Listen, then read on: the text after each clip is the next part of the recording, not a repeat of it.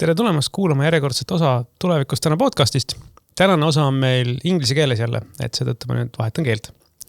So, today I was thinking about finally doing an episode which actually was requested a while ago already, and I've been preparing for. Namely, I've discussed a few topics on education before, on how the brain works, how teaching works, all of those things.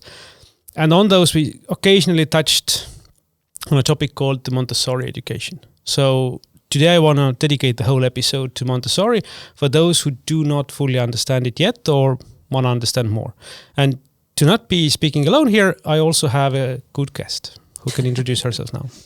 Thank you. I am Bo Mynett. I am from the Netherlands, so originally Dutch.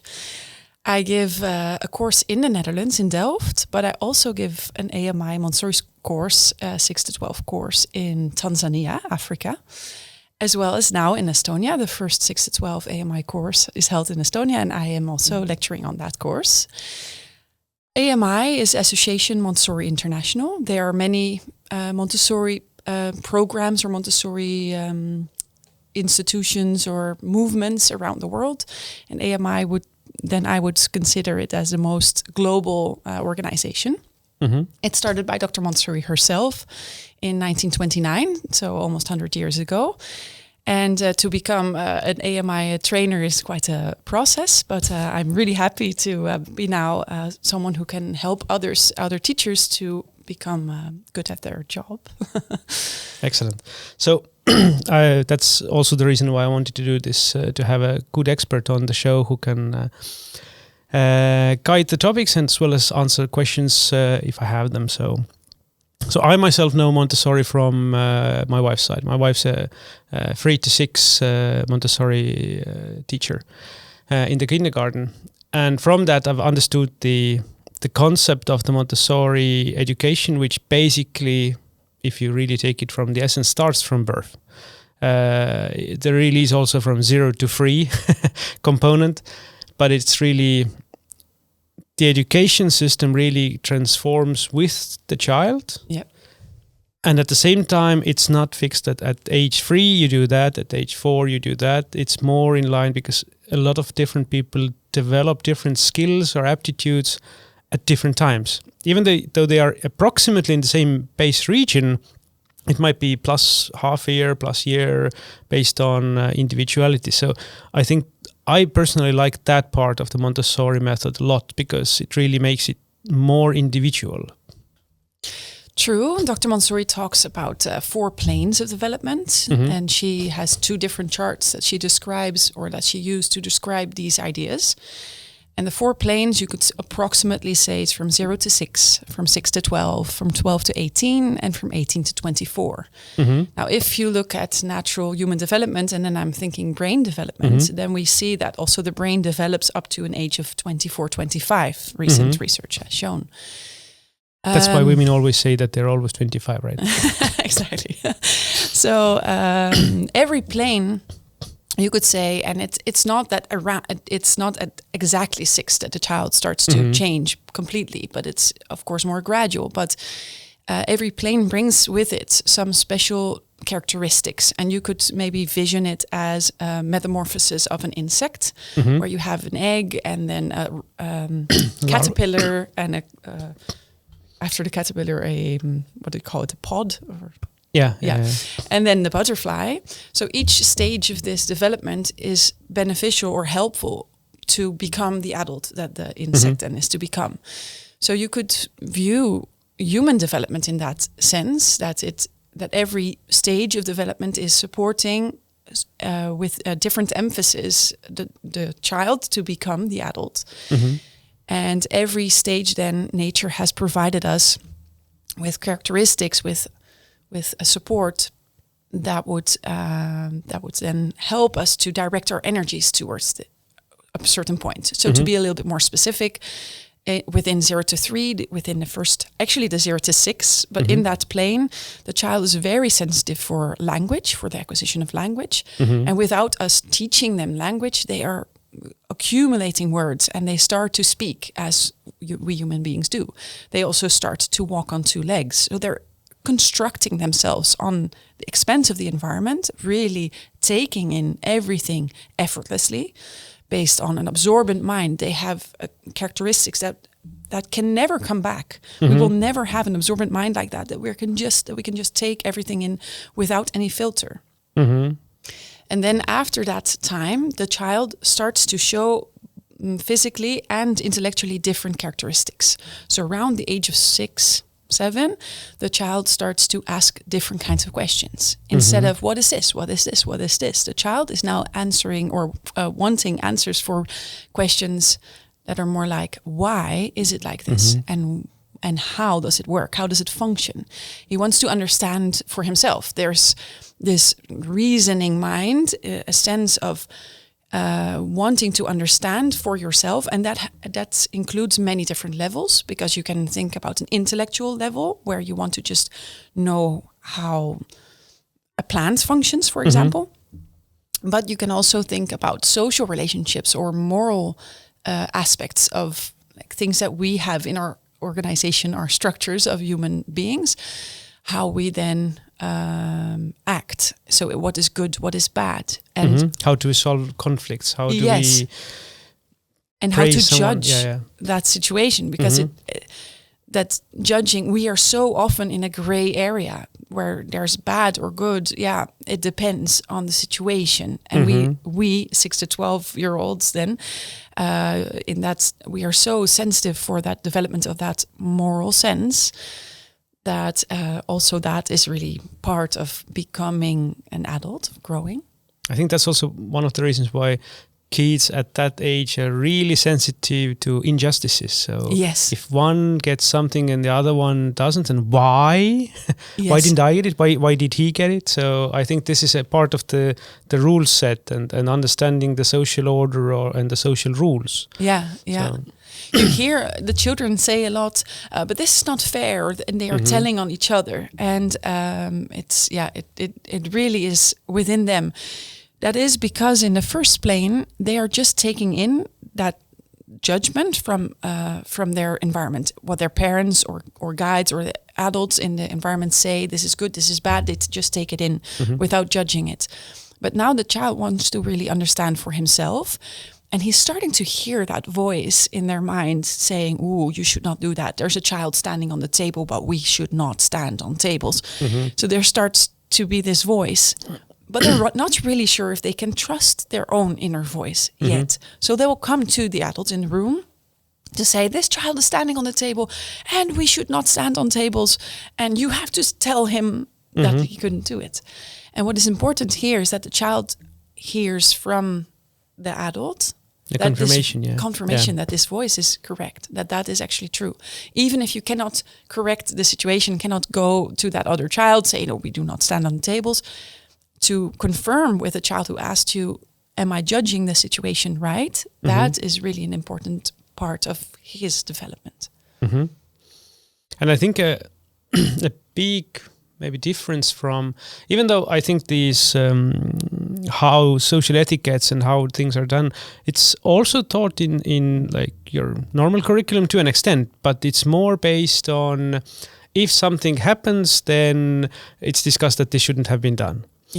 But what I actually kind of liked, this is at the kindergarten level, is that there is actually so in the Montessori method there is something called presentation. So things are presented by a supervisor in a controlled environment, and then the kids can continue doing that presentation afterwards to fully understand the concepts of it. And it's not only mathematics, it's not only manual development, it's not only puzzles or things like that, but it's also the social interactions. And for me, that was kind of curious, that you actually have presentations on how to attract somebody's attention, how to ask permission, how to apologize. So, I mean, things which you don't maybe have normally in the curriculum as specific tasks to teach. Yeah, absolutely. And I think it all comes from a very different point of what education should bring to children. So it's not only about giving children intellectual knowledge or transmitting our knowledge to them, but to really support them in their natural human development to become the best versions of themselves. Now, as you are describing it, to really give a presentation on how to apologize or how to have someone pass you or when the space is small, that is very... how you describe it is very related to a 3 to 6 environment. I really connect to that. And within a 6 to 12 environment, it might be a little bit different. But as you said, it is true that we incorporate, or like it's part of what we do, to also think about how we say things or what we do. And that really connects with that moral development, because before, where children are learning to understand that we do not push each other, or we do not like physically get our ways, that we have to use our words, that we ask for things, that how we act. Now the children in the 6 to 12, they start to understand that words can be used interestingly. You can manipulate someone else by saying or asking in a particular way. You can tell a story that is like a version of the truth. You can sort of put it into like... You can omit things. Yeah, you can add or put a different emphasis, or you can use your tone of voice in a different way. And also that exploration of how to use your words, how to use your tone of voice, the way that you express yourself. It's such a huge development of understanding when is it important to be truthful. I mean, it's always important to be truthful, but like how when can you give your opinion, or when can you say it your way, or you see where this is going? Like, it's such a different thing, and there's so much gray area, and there's really, a lot of skills attached to it. And to really be more skillful in this acting, this social and moral field, you need to not only just do, but reflect on what you're doing. And therefore, our environment, our prepared social and emotional environment, should also give that guidance of how to reflect, or what kind of questions could we ask, or how could we do it differently. We need children to start thinking in different options that you can hit. You can walk away, you can ask a friend for help, you can ask a question, you can say, this is not what I want. Like, there are different responses in the same situation, but for you to start thinking, I have different options, is a new thing, because children start to respond out of their own natural first instinct to physically react or to walk away. Like, some children walk away out of everything that they find exciting or a little scary, and we need to help them to stay in the situations. Other children are immediately like physically responding, and we need to help them to respond differently. So to start thinking in options is really, then you really need to also embrace that in your education. So exactly, getting to the education part, I mean, what we've discussed so far is a general human development and the concepts as they are. And Maria Montessori was a doctor who was studying those things, and she was really developing an understanding on how the development goes. And her purpose was to create an education system or methodology that emphasizes and supports it. So basically, I'm going to ask a provocative question, is that, so how's Montessori different? So what's done differently in a Montessori classroom to really emphasize those things? Well, it's a big question. I mean, it's a bigger topic, but I will try.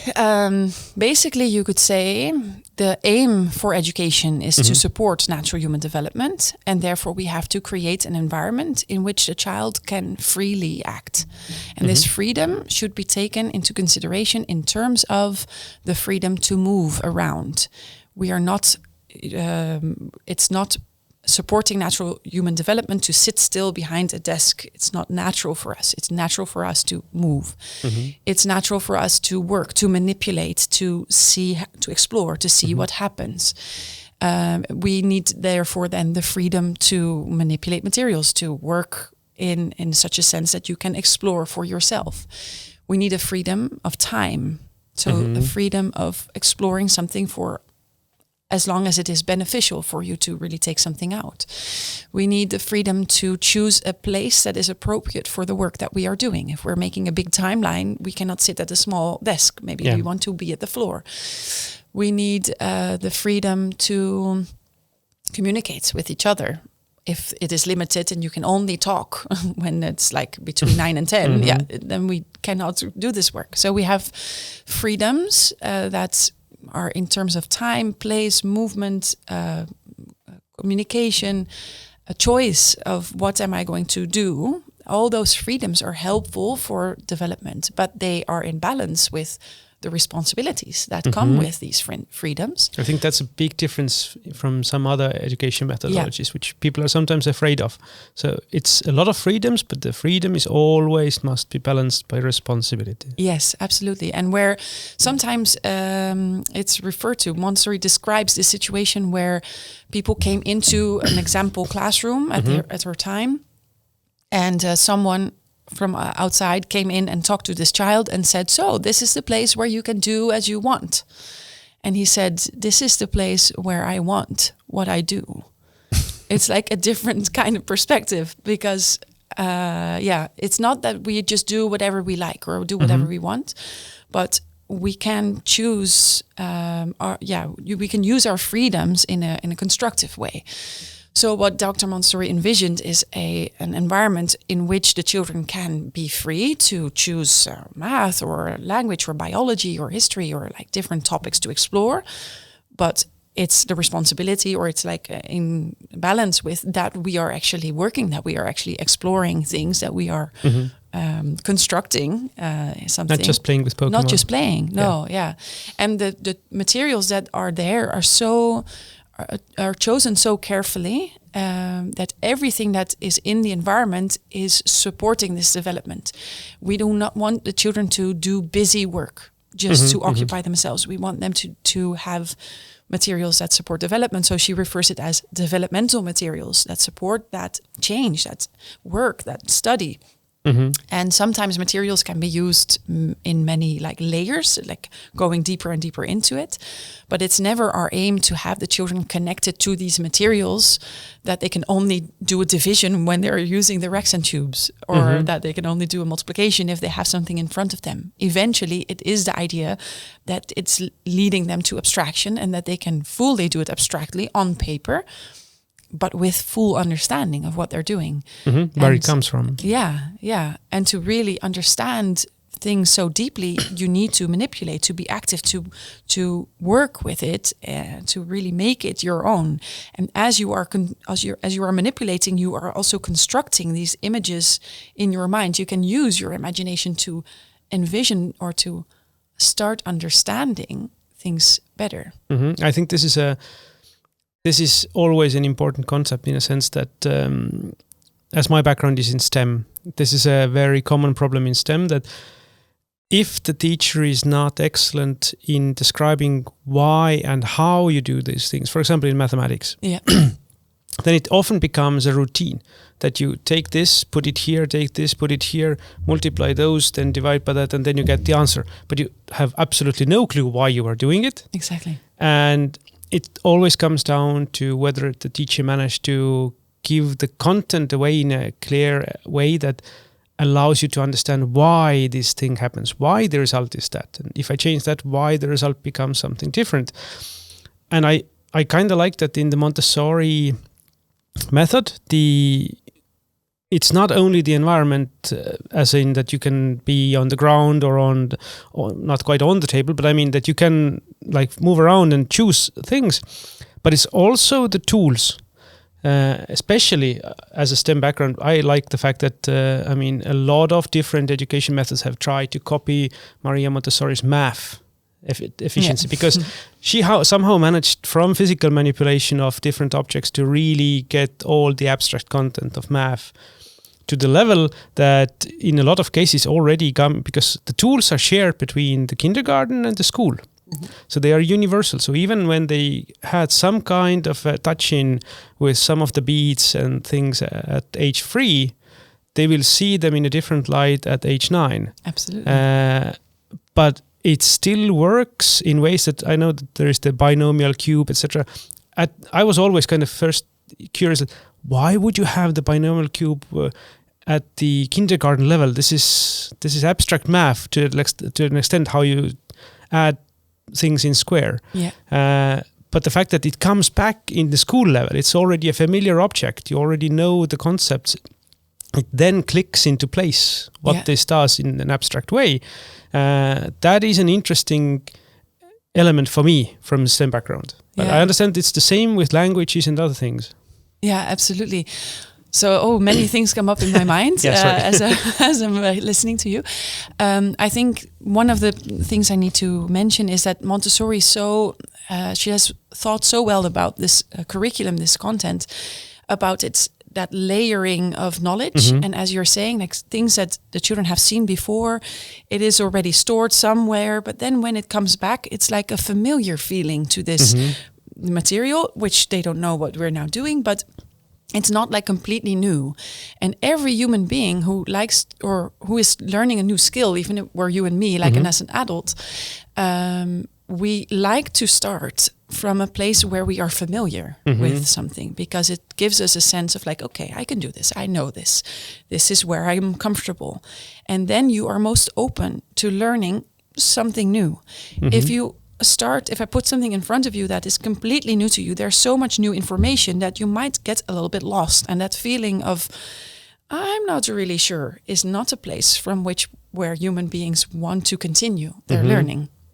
So we always want to start from that point where a child feels really comfortable, feels really like, I can do this, confident. And then we just add that little interesting new aspect, and the child's like, I wonder about this, or I want to know this. And then they start to become active and really start understanding. So our starting point is every time a little bit further. And we as guides, as teachers, Montessori calls us guides,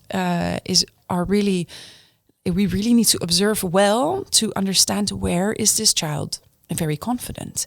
And that can differ a lot. So knowing what you're talking about as a guide, you can also skip steps. So let's give an example of I had I think it was a 9-year-old child. It was not from my classroom, but from another classroom. But for today, he came in, and I didn't know him well, but I did observe. I thought, okay, he needs some input. I'm going to give him a presentation on decimal numbers, and we have a multiplication board on which you can multiply decimal numbers, a decimal number by a decimal number. But to really feel that you can do it, you need to be orientated on the material well. You need to know how the interplay of hierarchies, etc. But I knew that he was like, let's say, some people would say it's like highly intelligent, or like, he needs a challenge, I thought. And where I would usually take many days of introducing the material and doing a first step of forming numbers and reading numbers, I now did it super quickly. So with the child, I was going through several steps where other children take like a week or so. And now I got his interest, because in the beginning it was like, oh, I don't know. But now it started to create in him something like, okay, wait, I need to pay attention here because she is trying to show me something, and I really need to keep up with her. And then we did the multiplication, and that fits on the board. And it was already a long multiplication, several numbers times several numbers. But then he said, okay, I want to do a multiplication with millions, comma, millions, millionths, times a number, millions, comma, decimal millionths. And I said, I understand that you want to do that, but that's not going to fit on this material. No problem. I will create my own. So then he started to do that, and it gives that, and he could now really get the concept of this interplay of hierarchies.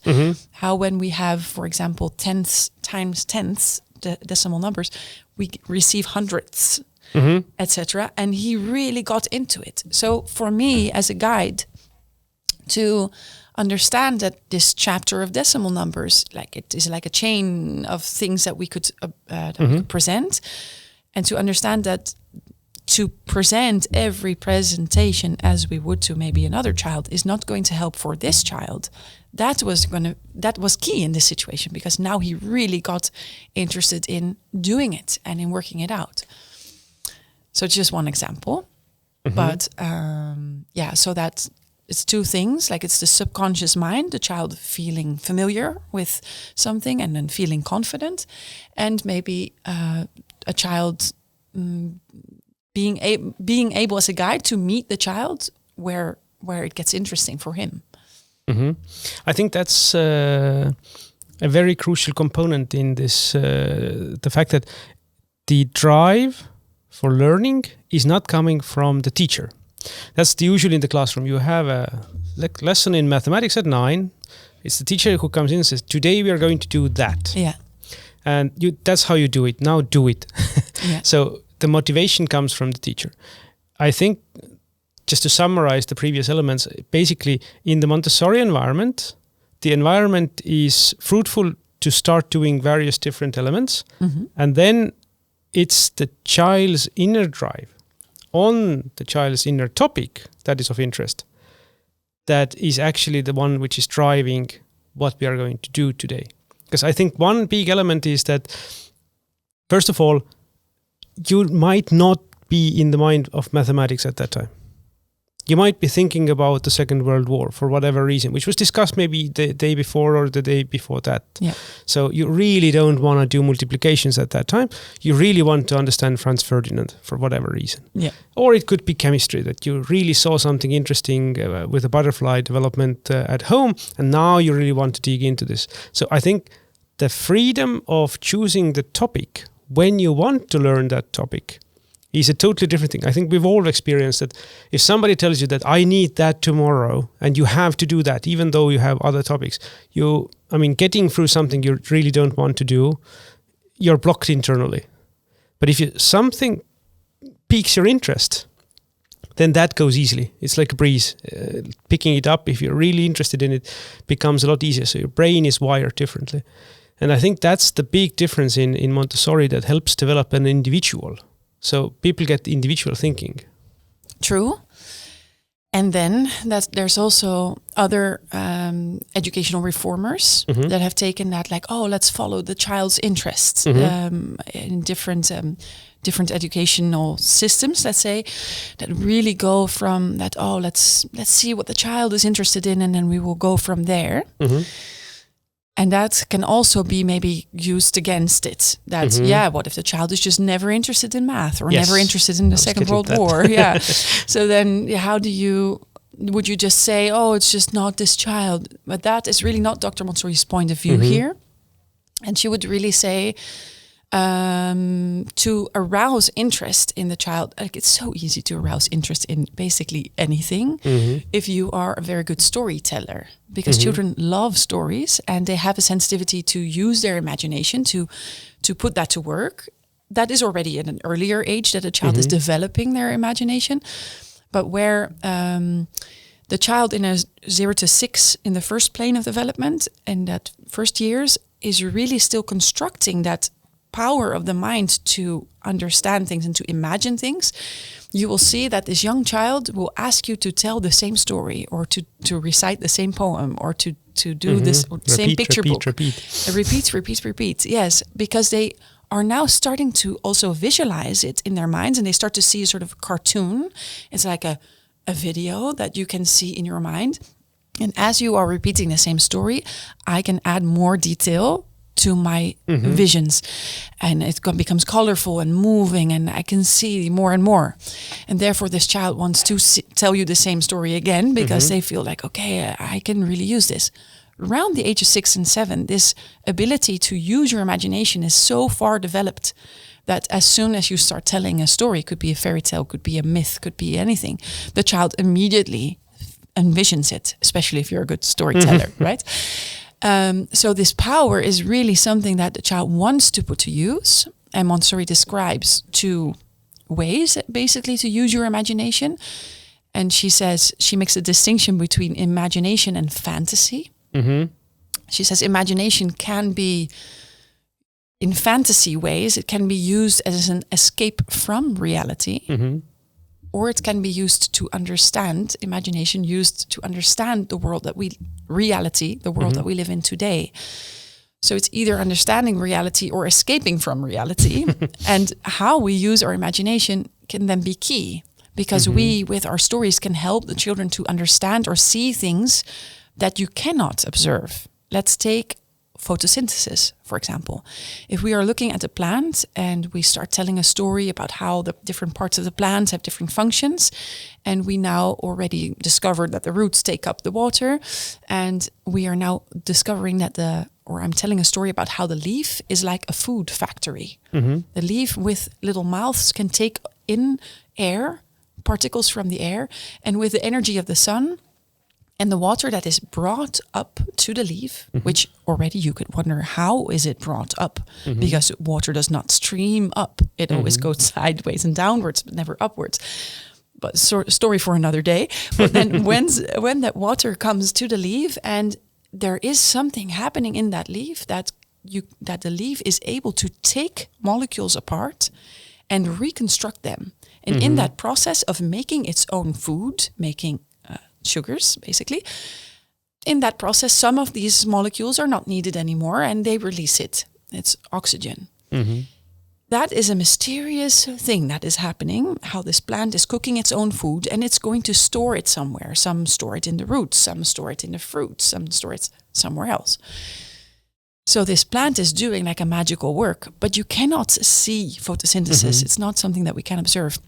But we can, with our stories, and I'm doing a short version now, of course, but we can help the child to see this in their minds, and they really start to wonder about things that they have never even thought about before.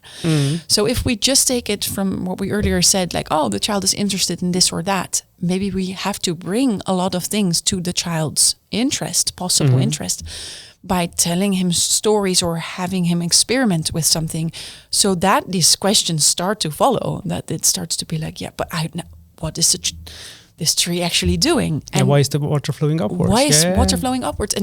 And so if a plant is able to put water upwards, and there's a whole system for this, how is this all working? There's so many things can come from that. But therefore you do need a very educated guide. Yes. To have a lot of intellectual knowledge.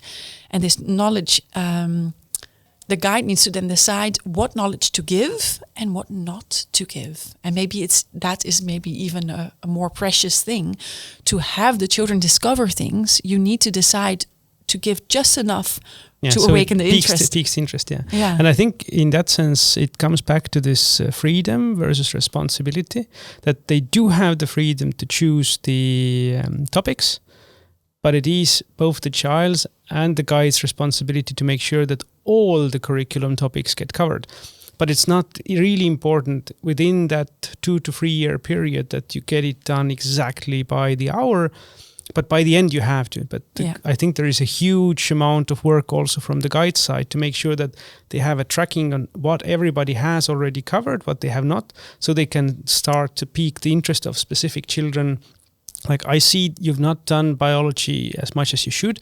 Let's talk about something interesting in biology so that it piques back that interest. Exactly. So I think we'll have to start concluding as well.